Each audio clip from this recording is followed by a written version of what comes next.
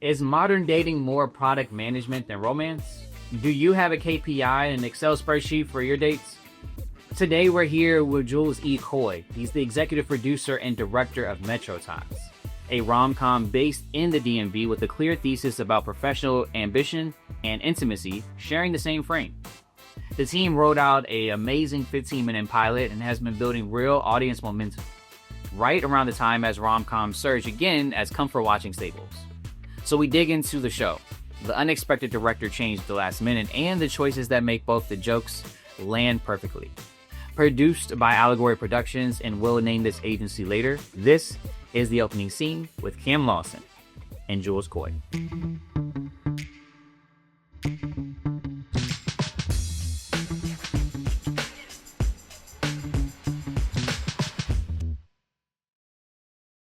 Jules, I appreciate you, man, for being here. Thank you for having me. It's a pleasure. For the people who haven't seen Metro Ties yet, you should. So help me in like one sentence understand the thesis of what Metro Ties is.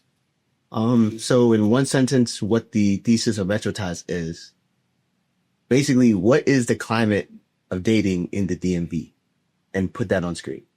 That's what you could find in Metro Ties. How did y'all end up putting it on screen? How would you define visually how you did that?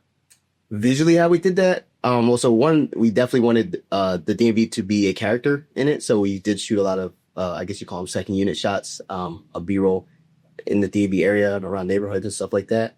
But I guess more specifically, we gathered stories. We had focus groups where we were able to talk to single individuals and married individuals and get their stories and literally turn their stories into scripts. So it's real people stories that we, turn into an episode. Any super wild stories that you heard in those focus groups? Yeah, definitely a few. I definitely got to keep some in my pocket because those are things that we plan on coming or bringing to screen. Yeah. But I guess one is specific. The lady was saying that she went on a date. They were at a park and they ended up, basically the guy was curating a drug deal during their date. And so I'll leave it at that. But yeah, that was one of them. Sounds adventurous. A little bit too adventurous. Yeah. Hopefully she didn't have to go back on that date with a horse and everything. She did not. Okay, yeah. Smart move. Now, the interesting thing about that, it could be a comedic story. And obviously Metro Ties is a rom-com. Yeah. From my understanding about rom-coms, at least in like how they show up in Hollywood, there's a certain set of rules and structure that's like attached into those pilots or the episodes. Yeah. Did you all worry about that structure whatsoever? You're just like, let's just make a fun project and just kind of figure this out as we go. Yeah, definitely did not worry about that at all. We're not in Hollywood. And not to say like we're defying Hollywood, but we're in a different place. For me, this was my directorial debut. So there's a lot that I just don't know, outrightly. I am in production, so I do have an understanding of, what goes into production. But, I would say we were just more so our care and our energy was just going into making a good product for the DMV, for the community that we're a part of. Did you find it challenging as a first-time director, one, but then also you're telling a story from a female point of view, and you obviously aren't a female. So like, how did that, what challenges did that present? And also talk to me about that first-time directing. So I guess that's like a two-part, but to answer the first part, it was very challenging. Coming in, I initially wasn't going to be the director. I was just going to be, the executive producer. So, keep the project moving along, fill in the gaps where necessary. Mm-hmm. But early in the process of casting, the director that we did have was a woman because it's a woman's story. So I'm aware that, as a man, it's like, well, I'm not trying to speak for the women. I just want to support them. I'm also married. So like, I want to bring light to, just maybe the struggles that women have, but definitely have a woman speak to that. Mm-hmm. But the director that we had, she had a death in the family. Mm-hmm. And she had to essentially, she wasn't able to function the way that she needed to. We had actors that were on board already, coming to an audition that we had, and we just kind of had to get it done. So I decided to sit in the seat, do the audition. At the end of it, the DP of Metro Ties, Jabari, he actually was like, why don't you just direct it?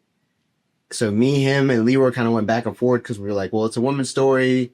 I've never directed before. Like, how is this going to work? And I honestly was very scared because I'm like, I don't want them to come for me and be like, What made him, in your opinion, like what made Jabari say, like, I think after the audition that you should direct this? So what did you do at that casting? I think that he saw how much I cared. So I had built like the backstory to Metrotize. So like the main character and her family, her best friend, named all the characters. I mean, as a collective, we came up with the name Metrotize, but I think in that moment, I think he just saw, and I mean, this is me guessing because he didn't necessarily say, but I think in that moment, he saw how much I cared. We had 10 actors that came out to the audition, and even though behind closed door or behind the curtains, it was panic. I was like, yo, like, I've never even done this before. Like, what the heck? Like, we were supposed to have somebody. She's not here. Like, I don't know how to cast. But I sat in the seat. I looked the actors in the eyes, went through whatever process I kind of came up at that time. And I think, Jabari was there, but he was recording the auditions. But I think he just saw, like, how much I cared and that, like, I wasn't going to back down from a challenge, even though I didn't know what to do. So, yeah.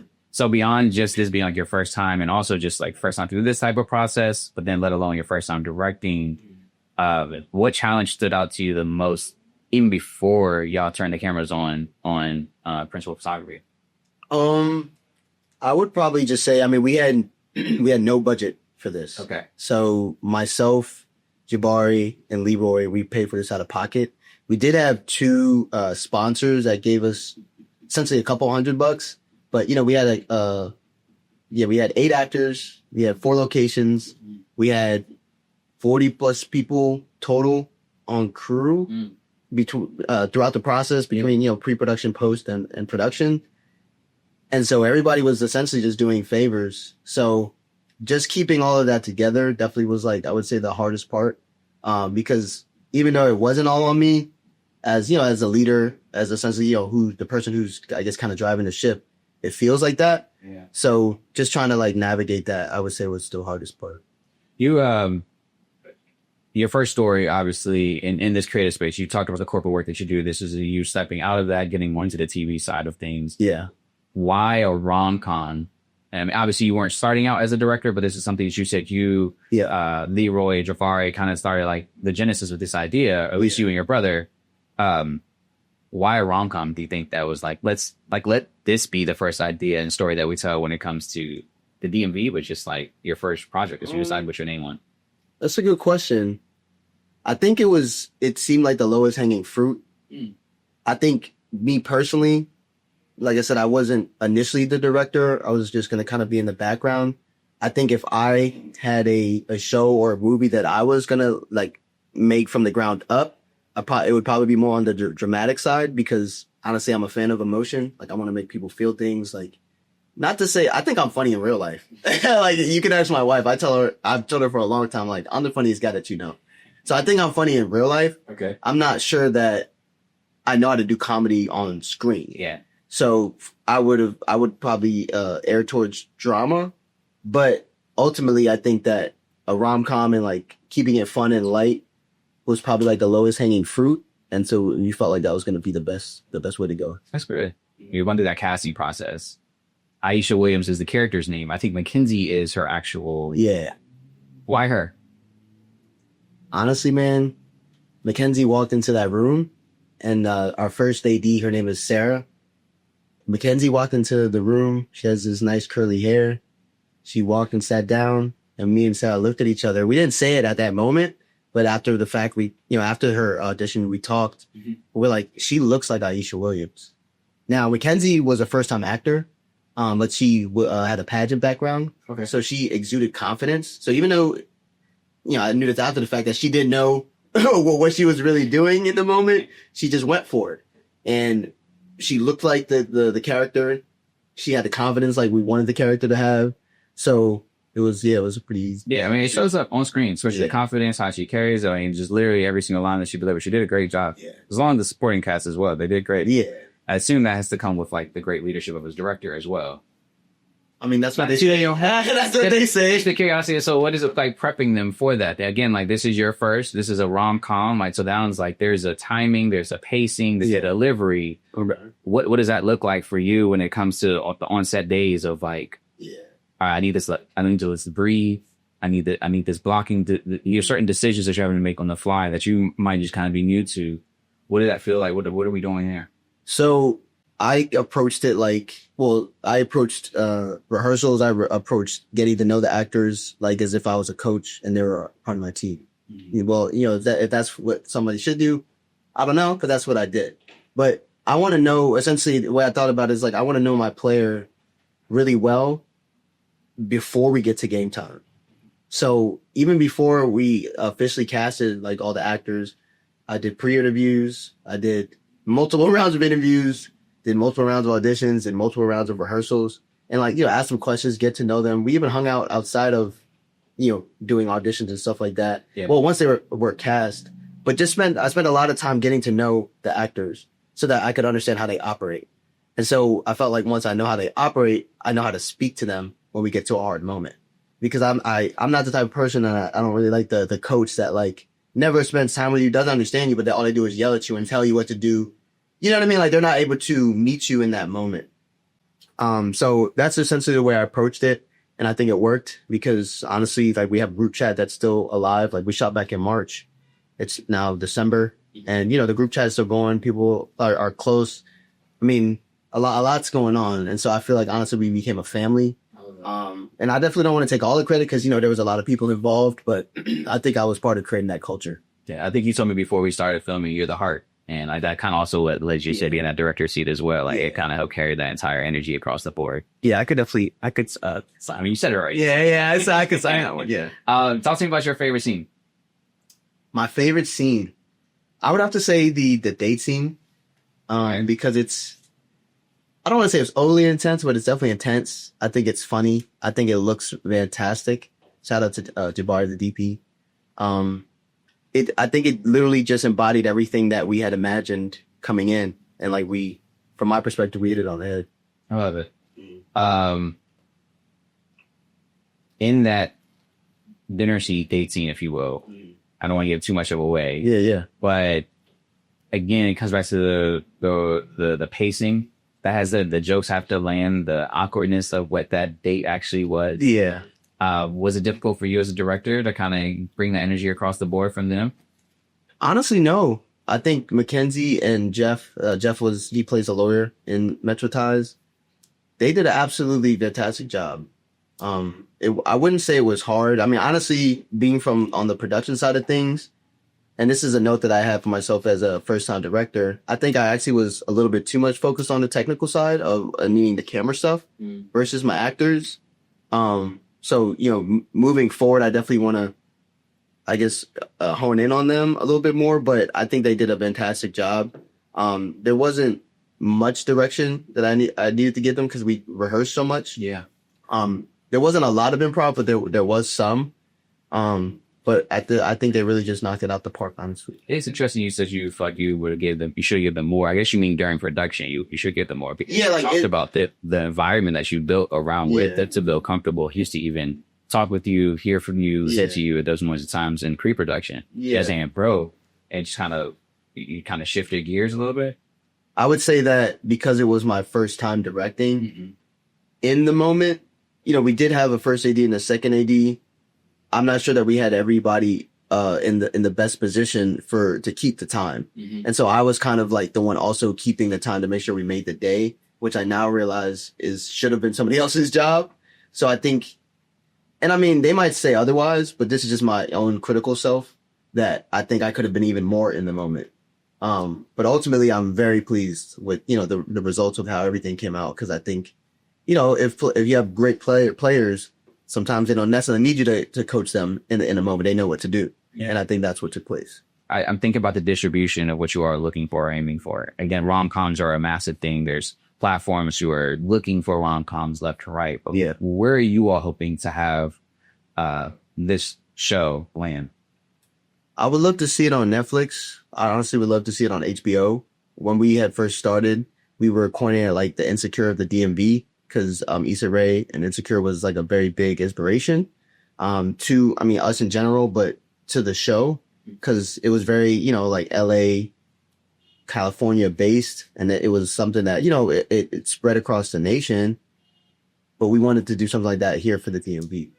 So I would say those are platforms that we would love to have it land.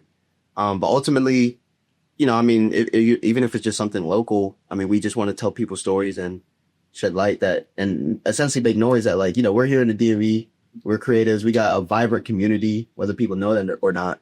But, we're just putting our stake in the ground. Where are you finding success and struggles when it comes to the marketing side on the back end of this? Like, this project not done, whether it comes to promoting, whether it's looking for more funding, the next step, like where have there been successful moments that you are grateful for, but also on the flip of that, where you're like, this is a bottleneck we need to figure out? Time. How so?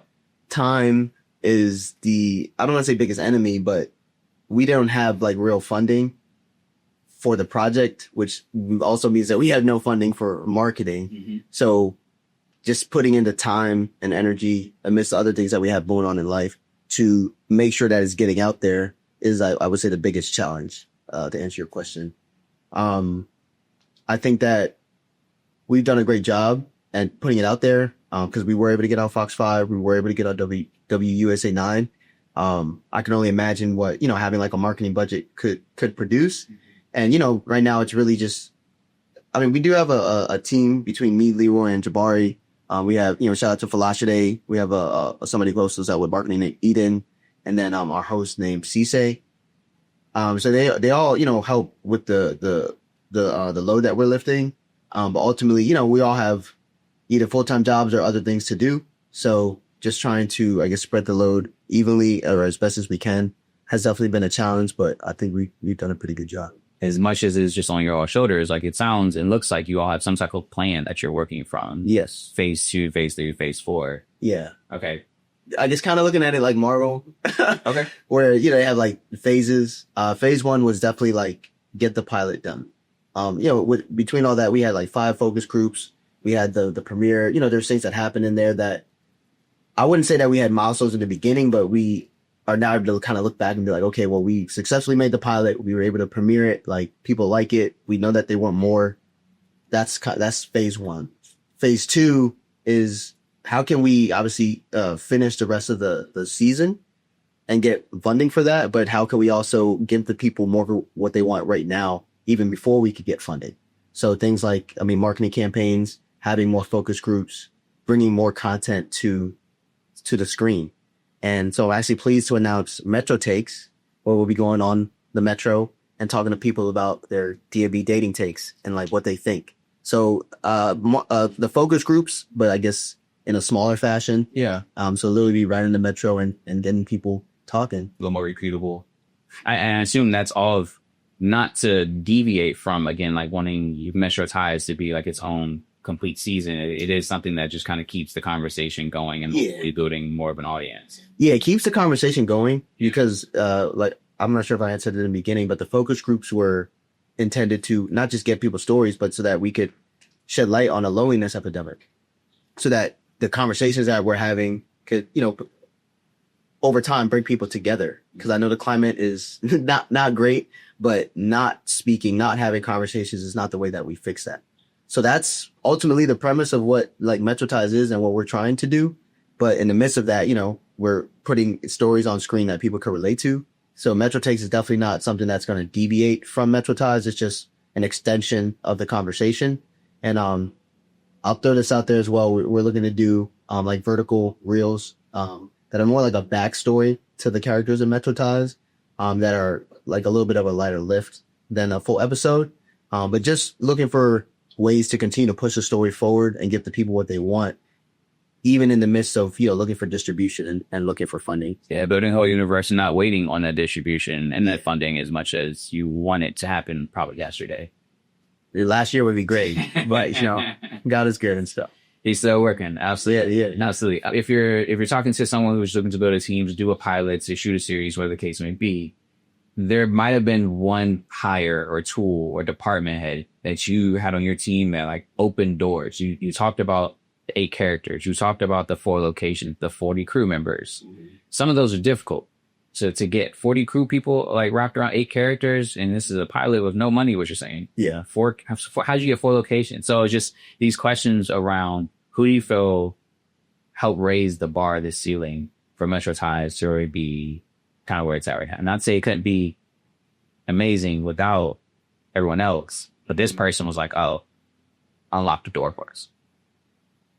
On the spot, for sure. Not to, I guess, toot our own horn, but like Snoop Dogg said, I'd like to thank me for being me. Well, I mean, that's a joke, but I would definitely just say between myself, Jabari, and Leroy.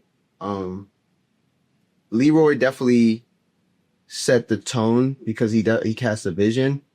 I think I raised the stakes, and I think that Jabari met me there, and he was able to take it visually to a place that, I mean, I definitely couldn't have done alone. But I mean, outside of that, I definitely got to thank Falashade, Isa. Like, I mean, it's really everybody. It's the whole, it's the whole. That's what I'm like, if you had one, that's like that. I was like, okay, cool. Like with this person, again, you think about the location, or you think about just the characters, the casting, so forth and so on, the crew. Like it could have, the work group. It's so many different avenues. Honestly, actually, to your point. You know what? Not that you, for whatever reason, I didn't think about the cast at first, but I know I said I was like, thank me for me, but I would, if I had to pick one person, I would say MacKenzie. I would say MacKenzie because she did such a great job that obviously, it was fantastic.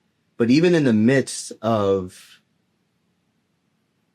I mean, just everything, being a first time actor, she was moving, to North Carolina in the midst of that. Changing jobs, all types of things. She did not complain at all. And to see it translate on screen and what people saw and feel like, she had the confidence, I could, to answer that question, that I would say her, because she definitely raised the stakes. Okay. Yeah. Sitting in that EP hat, what are you hearing? What are you seeing that you all believe people want more Metro ties? The engagement on social media, constantly being asked, what's next, what's going on, which is, a good thing. It also stresses me out because I'm like, man, we are working in the shadows, but I wish we could, work faster if, we had money, XYZ, all the things. But just the constant engagement and the constant questions of like, what's next? What's the next thing? Like, when's the next event? Are we going to shoot this year and things like that? And people are like excited. And, like I said, being on the inside of that, it can be a little stressful just because I want to give that to people. Yeah. But it's just going to take time, and, it's not all on me. We do have a team, so we'll be able to give the people what they want soon. Not a spoiler in there, so not like soon, like that was more so Faith speaking. Okay, gotcha. Yeah, I mean, like I said, there's other content that's coming out, but as far as like a full season, yeah, I'm gonna speak in Faith that that'll be coming soon. Yeah. Mm-hmm. You talked about a couple different times time versus money. I'll kind of put this on the scales. If you had 25% more time or more money, which one would you prefer? Simple time or money. That's interesting. I think in this situation, money. Okay. Because I mean, I guess that's a crazy statement because you can never. Time is the only thing that you can't get back. But I think that we actually were like on schedule with everything as far as our production schedule. Even though we didn't have certain things. So I think that if we had more money, that we would be just able to do even more. What's the more look like? What is it? An extra scene? Like, how does the viewer experience the 25% more money and put into your budget? Yeah, I would say it would be longer. Okay. The sound, we would be able to have a little bit better sound. I mean, overall it was very good, but that was kind of one of the pain points that we had. Because the last day the sound mixer that we had got sick. So we kind of had a fill-in. So things like that. I mean, it looks great, but yeah, I think it would be longer. We probably would have had a different house that she lives in.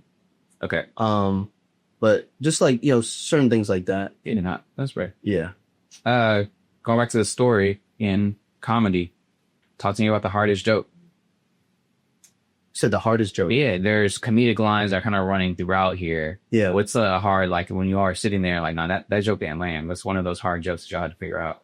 Honestly, I'm not able to answer that question because the actors did such a good job. Like a lot of the shout out to Chevelle Blackburn. She's the screenwriter. So some of the jokes that were written were her jokes.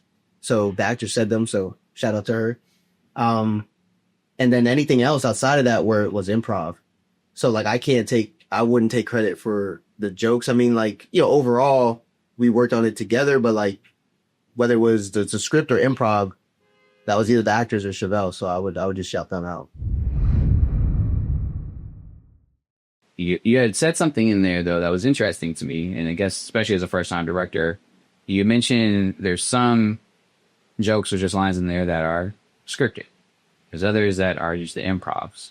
How much of what we see on screen do you feel is improv? How much of it is actually scripted? So a lot of it is scripted.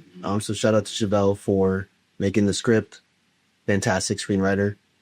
But the rest of it was, the actors just improving. So like Jay, the actor's name is Sierra. She did a fantastic job. So like she's literally just like a natural as far as improv. With Andy's part, we did kind of develop that together, but it was ultimately him. So like in rehearsals, I was like, you're gonna come up and interrupt them. What would you say? And then he was like, well, this. So, it was ultimately him. His was improv from a sense that we created it in rehearsals and then just executed on production day. But there was, a few moments like, during filming where Sierra was just like hilarious and it made it and it worked. Yeah, I think at the premiere, I got the chance to see her and let her know like her role was really fun. Yeah, and like that's really her. Yeah. So just shout out to all the actors, but absolutely did a great job. Absolutely. Now you said you didn't have to do a lot of adjustments. They walked on set after the preparation that you gave them and that y'all walked through together. That they were able to kind of just knock it out the park. Yeah. I'm curious. Is there a moment that stands out to you where you did have to give like kind of a corrective moment to an actor? Do this a little bit differently, so forth and so on. Yeah. That helped reframe the scene. Yeah. And I mean, also to, I guess, just reframe what I had said earlier. Not that I didn't give them for sure direction. I just personally feel like I could given them more, and been more present. But as far as a moment, there was a take that I believe Jeff did during the date scene. And Jeff, he's a lawyer. He plays a lawyer. And he was delivering the line, I guess, quickly, where he's responding to her, like, shall I wait for you then? And instead of having it be like quick and kind of like aggressive, I was like, well, maybe if you do it laid back and like, not passive, but like more laid back, it might work better. And then we ended up going with that take because it felt better because it felt like he didn't care versus like, he was emotionally invested, but it's like he didn't care. He didn't care about her anyway. So, yeah, I would say that over. How much did those focus groups really influence the characters that show up on screen? Very much, because we had done, I believe, 3 focus groups before the script was actually finalized, or really even like started. So a lot of the stories, they're not exact stories, but we made a version of them. And so we were able to, use that to what was happening to Aisha, to Jade. I mean, there's not much that happens to Jade in this episode. But also like it's the first episode in a season, right? So, I mean, we weren't able to do like a full story arc because it's just the first episode in a series. But I would say it very much so influenced, what was going on. You brought up slightly a small spoiler there, not spoiler, but just like a nugget for what is to come. And now I'm very curious about some of these character arcs. You might not be able to tell me anything, but what is the hopeful character arc for, say, Aisha? If you said the hopeful? It may not happen. You might go back and rewrite. It might be something different from the time we're having this conversation now. I guess what I will say is that I'm a fan of Aisha finding love. Everybody on the team is not necessarily of that opinion, but we'll see what makes it on screen. It might be realistic not to find someone. We'll see. Yeah. DMV, from what I hear. Yeah. Quick pivot. Why is filmmaking important to you? Filmmaking is important to me because, I mean, it's a storytelling medium. It Honestly, it influences the world. I mean, it influences me. I personally love movies. I'm a blockbuster kid. Every Friday growing up, me, my mom, and my two sisters, we get blockbuster movies and Chinese food. So to be in this space has been a dream come true. And I think, yeah, like I said, it influences the world. So from this Metro Ties experience, what are you taking away from it that you'll make sure you bring on to the next projects that you do?